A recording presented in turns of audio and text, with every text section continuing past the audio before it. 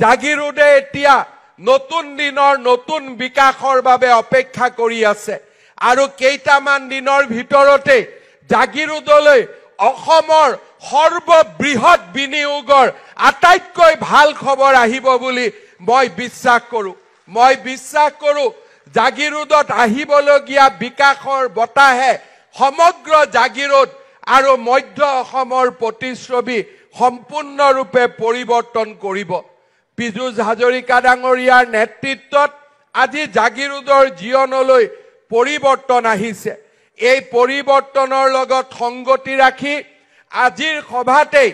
জাগিৰোড চহৰৰ নলা নৰ্দমা আদি নিৰ্মাণ কৰাৰ বাবে মই ৰাজ্য চৰকাৰৰ পৰা এখন 50 কোটি টকাৰ আঁচনি আজিৰ সভাতে মই ঘোষণা কৰিছো শ্ৰদ্ধাৰ ৰাইজ এই টকা ব্যয় কৰি আমি সমগ্ৰ জাগিৰোড চহৰখনৰ আমি প্ৰতিচ্ছবি পৰিৱৰ্তন কৰিবলৈ প্ৰচেষ্টা কৰিম জাগিৰোডত এটা নতুনকৈ অগ্নি নিৰ্বাপক কেন্দ্ৰ গঠনৰ বাবেও মই আজিৰ সভাতে আপোনালোকক প্ৰতিশ্ৰুতি দিছো ইয়াৰ লগতে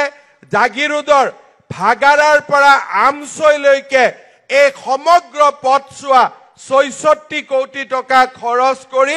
অসম মালাৰে মই পুনৰ নিৰ্মাণৰ বাবেও আজিৰ সভাতে আপোনালোকক মই প্ৰতিশ্ৰুতি প্ৰদান কৰিছো নৱগঠিত জাগিৰোড সমষ্টিত মৰিগাঁও চিকিৎসা মহাবিদ্যালয়ও অন্তৰ্ভুক্ত হৈছে মই বিশ্বাস কৰোঁ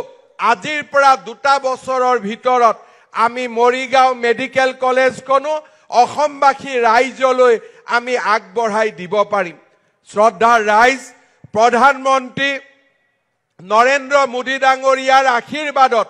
আজি আমি অসমখনত এনেকে আগতে কেতিয়াও চিন্তা নকৰা অজস্ৰ উন্নয়নমূলক কাম আমি হাতত ল'বলৈ সক্ষম হৈছো